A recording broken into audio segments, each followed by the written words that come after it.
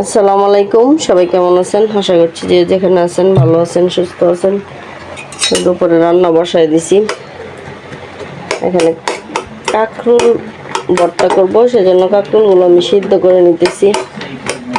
বাতি আছে কয়েকটা, যে দেখেন বিচি কত বড় বড় হয়ে গেছে। কাঁচামরিচ আর কাঁকরোল সিদ্ধ বসায় দিলাম। কাঁচামরিচ দিয়ে কাঁকরোল ভর্তা খেতে ভীষণ ভালো লাগে। তো এটা আস্তে আস্তে সিদ্ধ হোক, পানিটা শুকিয়ে গেলে আমি একদম বাইরে টেরা ভর্তাটা বানাবো। আর এখানে চাপা শুটকির জন্য কাঁঠালের বিচি আর লতি কিছুদিন আগে যে নিয়ে আসছিলাম, এগুলো ফ্রিজে ছিল। তো ভাবলাম রান্না করে খেয়ে ফেলি, তা না হলে দেখা গেছে ভালো লাগবে না। কিছুদিন হয়ে গেলে তারপরে ফ্রিজে যে কোনো সবজি আর ভালো লাগে না খেতে। তো কেটে কুটে একদম পরিষ্কার করে নিছি। আর এখানে চাপা শুটকিগুলো ধুয়ে নিছি।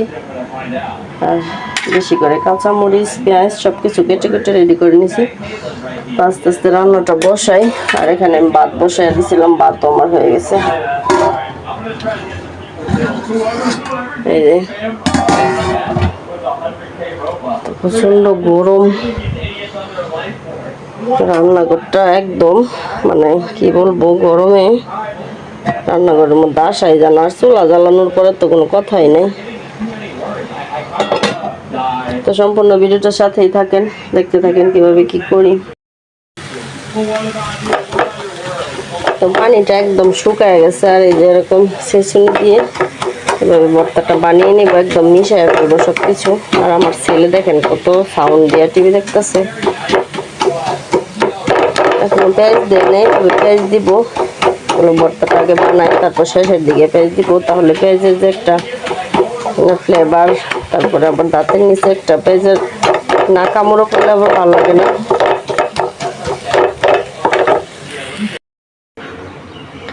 তো কাঁকরোল ভর্তা হয়ে গেছে। আর এখানে চাপা শুটকির জন্য সব মশলা দিয়ে, সব মশলা বলতে রসুন বাটা আর মরিচের গুঁড়া, হলুদের গুঁড়া দিছি। আর চাপা শুটকি দিয়ে সামান্য একটু তেল দিছি। চাপার তরকারির মধ্যে তেল না দিলেও চলে, তবে আমি একটুকু না দিই সবসময়।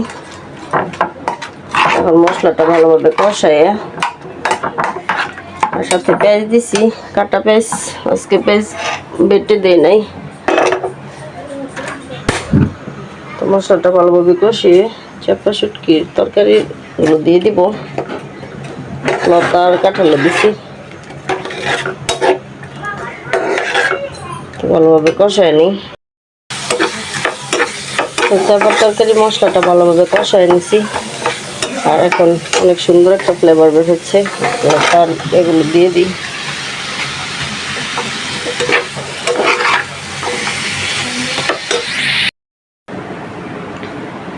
তো রান্না বান্না তো হচ্ছে। আর এখানে কিছু কাঁচা বাজারও সানিরা বউ পাঠিয়ে দিছে। তা আজকে তো আমাদের এখানে সাপ্তাহিক হাটের দিন।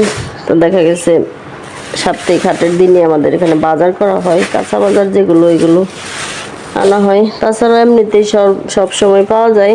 দেখা গেছে সাপ্তাহিক হাটের দিন একটু ভালো শাকসবজি পাওয়া যায়, সেজন্য নিয়ে আসে। আর এখানে কচুর মুখী, কচুর গাঁটি যেগুলো বলি আমরা, ওইগুলো ডাটা আনতে বলছিলাম।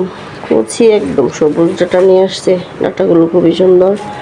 আর এখানে ধনিয়া পাতা আনতে বলছিলাম, ধনিয়া পাতাগুলো একদম মানে নষ্ট হয়ে যাবে মনে হইতেছে, পানি মারা। আর এখানে আছে লতা, চিকন যে লতাগুলো, ওইগুলো, এই লতাগুলোই খেতে ভীষণ ভালো লাগে। আর এখানে আছে টমেটো আর কাঁকরোল আর কাঁচামরিচ। কাঁকরোলগুলো একদম কচি কচি মনে হইতেছে।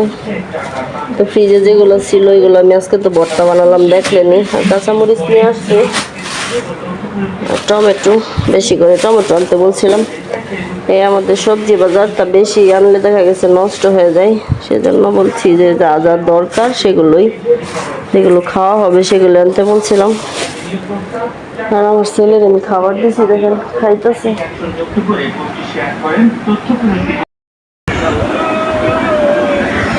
চাপা দিয়ে লতার তরকারি, মাংস কালকের ভর্তা বানিয়েছিলাম। তো ভর্তা কি মজা হয়েছে?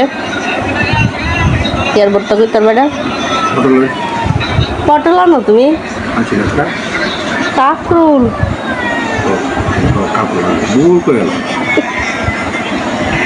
কাকুর লেবারও তো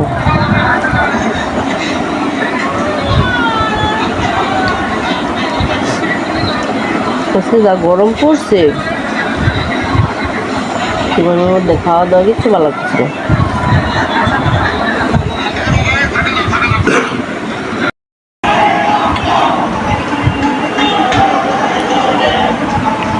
বাপ ছেলে টিভি দেখতেছে আরাম খাইতেছে গরমের মধ্যে।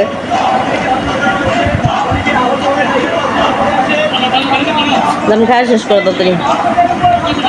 দুপুরে খাওয়া দাওয়া করে আমরা একটু শুয়ে আসছিলাম, মাত্রই উঠছি। আসর আগুন দিছে, আসর নামাজ পড়বো। সানের বউ বলতেছে আম কাটার জন্য, আম কেটে দিলাম।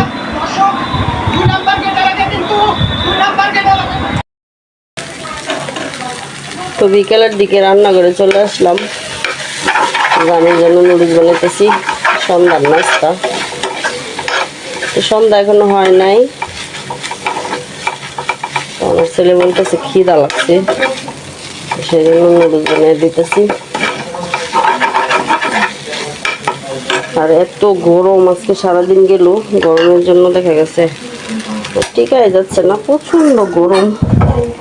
আর রান্নাঘরে তো বুঝেনি কি পরিমাণ যে গরম। দুপুরে খাওয়া দাওয়ার পরে একটু শুয়েছিলাম, মানে শরীরে এমন ভিজা ভিজছে গরমের জন্য। ফ্যানের নিচে মানে বোঝা যায় না যে ফ্যানের নিচে আছে কি না। আমি নুডলসটা দিয়ে দিই। আমার ছেলে বেশিরভাগ নুডলসই খেতে পছন্দ করে, দুপুরবেলাও বেশি একটা খায় নাই। গরমের জন্য আমার ছেলে অস্থির হয়ে গেছে। তো আজকের মতো এই পর্যন্ত, সবাই ভালো থাকবেন, আল্লাহ হাফেজ।